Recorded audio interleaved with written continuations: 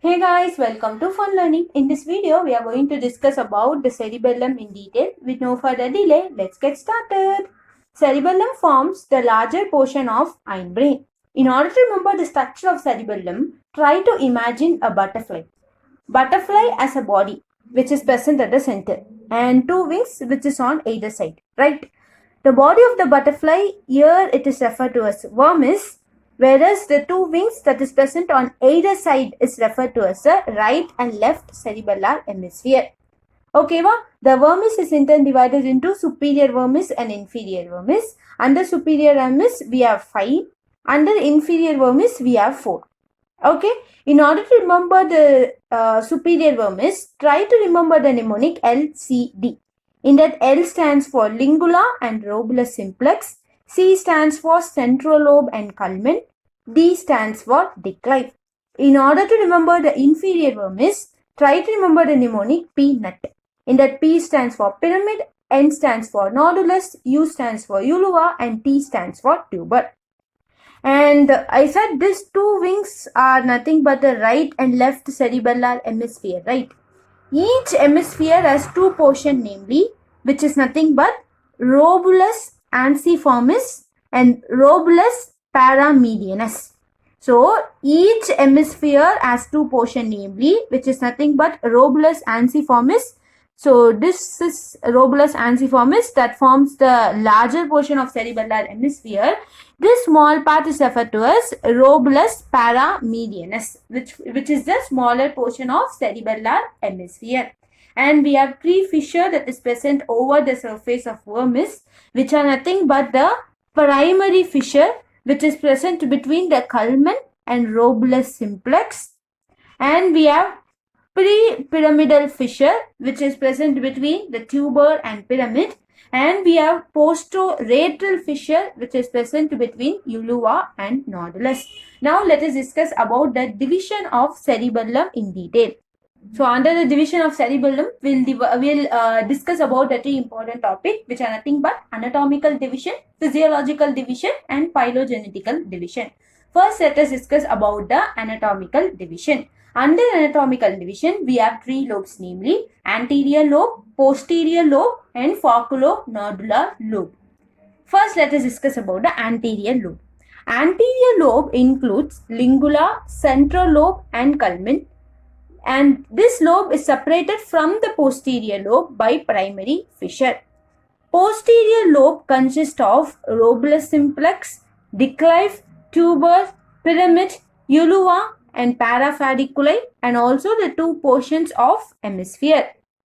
And the third lobe, which are nothing but the foculonodular lobe, nodulus and lateral extension on either side called folliculus, forms the foculonodular lobe. It is separated from rest of the cerebellum by posterolateral fissure. And the phylogenetical division, under this we have two important things, which is nothing but periocerebellum, neocerebellum. Periocerebellum is in turn divided into two, archicerebellum and periocerebellum proper. Neocerebellum, which is considered to be a newer portion, and which includes declive, tuber, and two portions of cerebellar hemisphere. Physiological division, under physiological division, we have three important things, which are nothing but vestibulocerebellum, spinocerebellum, and corticocerebellum. Now, let us discuss about the white matter and grey matter of cerebellum in detail. First, let us discuss about the grey matter of cerebellum. So, grey matter in turn has three layers, namely, which are nothing but the molecular layer or plexiform layer, Purkinje layer, and the granular layer. Before going to discuss about this in detail, you have to remember 5 important cells, which are nothing but stellate cell, basket cell, granule cell, Golgi cells, and Purkinje cells. So, these two cells, which is nothing but the stellate cell and basket cells, are the cells which is present at the molecular layer. Whereas the granule cells and Golgi cells are the cells which is present at the granular layer.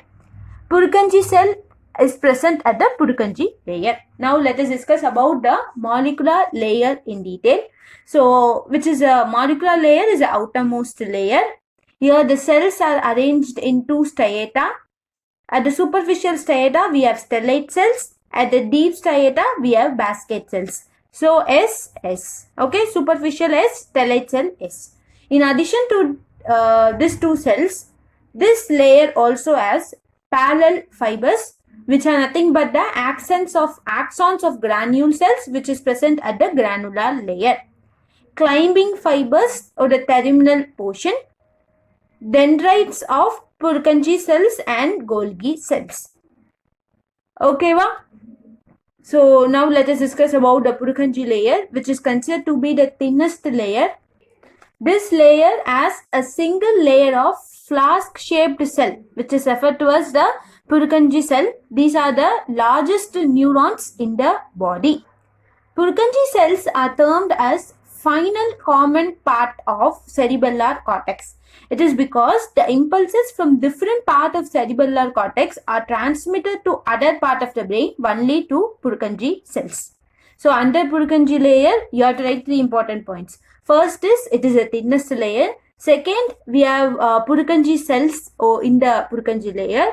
And third important point, this is considered to be the final common part of cerebellar cortex, because all the impulses from different part of the cerebellum will reach the Purkinje cell. From the Purkinje cell, it will be transmitted to the other areas of the brain. Okay, other parts of the brain. Now let us discuss about the granular layer in detail. So granular layer is considered to be the innermost layer. So we have granule cells and Golgi cells present over the granular layer. The axons of granule cell ascend into the molecular layer and forms the parallel fiber. Okay, va? So granule cell oda axon forms the parallel fiber. So the dendrites of granule cell and the axon and few dendrites of Golgi cell will synapse with mossy fiber. The synaptic area of this cell is called glomerulus, and this is encapsulated by the processes of Gillard cells. So very easy, you have to remember 3 important points ingeyu. Sorry, 4 important points ingeyu. First, this is considered to be the innermost layer, and we have granule cells and Golgi cells present over the granular layer. And one more thing you have to remember is the axons of granule cell will ascend into the outermost layer and forms the parallel fiber. And the fourth important point is nothing but the dendrites of granule cells as well as the axons and the few dendrites of Golgi cells will go and synapse with the mossy fiber. This synapse is called as glomerulus. This synaptic area is referred to as glomerulus, and this is encapsulated by the processes of Gillard cells. Now let us discuss about the afferent fibers in detail. Afferent fibers to cerebellar cortex, we'll discuss about the 2 important fibers, which are nothing but the climbing fibers and the mossy fiber. First, let us discuss about the climbing fibers. Under climbing fibers, we have 3 important points to discuss. The first point is nothing but climbing fibers arises from the neuron of inferior olivary nucleus, which is situated in the medulla. Okay. The second point is that inferior olivary nucleus carries the output signals from the motor areas of cerebral cortex and the proprioceptive signals from the proprioceptors of the body. The third important point is that by passing through cerebellum, these climbing fibers will also send collateral to cerebellar nuclei. So, impulses from cerebral cortex and proprioceptors are conveyed to cerebellar cortex as well as the cerebellar nuclei. So, the 3 important points is that first, it is arise from inferior olivary nucleus. Second, it carries the signals from the motor area of cerebral cortex and the proprioceptive signals. Third is that it also sends collateral to cerebellar nuclei by ascending up. Okay. Now let us discuss about the mossy fibers in detail.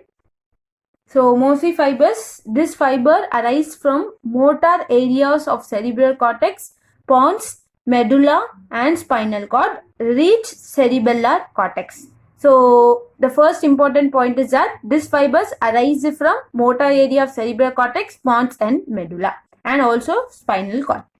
The word mossy refers to the appearance of a plant called moss, which grow into dense clamp, and hence these fibers are called mossy fibers.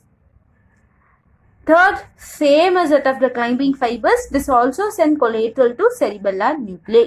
Now let us discuss about the cerebellar nuclei in detail. We have four important nucleus which are nothing but fastigial nucleus, globus nucleus, emboliform nucleus, dentate nucleus. Fastigial nucleus is placed near the midline on the roof of fourth ventricle.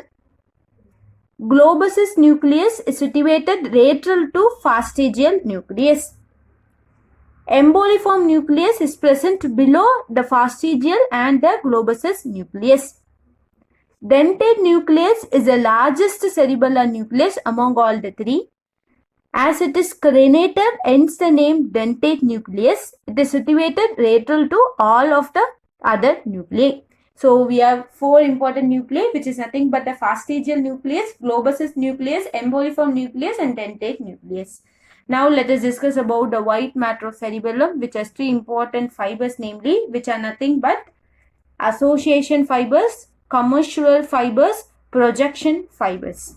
Projection fibers has three important things, which are nothing but the inferior cerebellar peduncle, middle cerebellar peduncle, superior cerebellar peduncle. So, inferior cerebellar peduncle is between the cerebellum and medulla oblongata, whereas the middle cerebellar peduncle will be between the cerebellum and the pons, whereas the superior cerebellar peduncle will be between the cerebellum and midbrain. The afferent and efferent fibers which connect the cerebellum with other part of CNS are nothing but the projection fibers. Okay. Now let us discuss about the tracts of cerebellum in detail.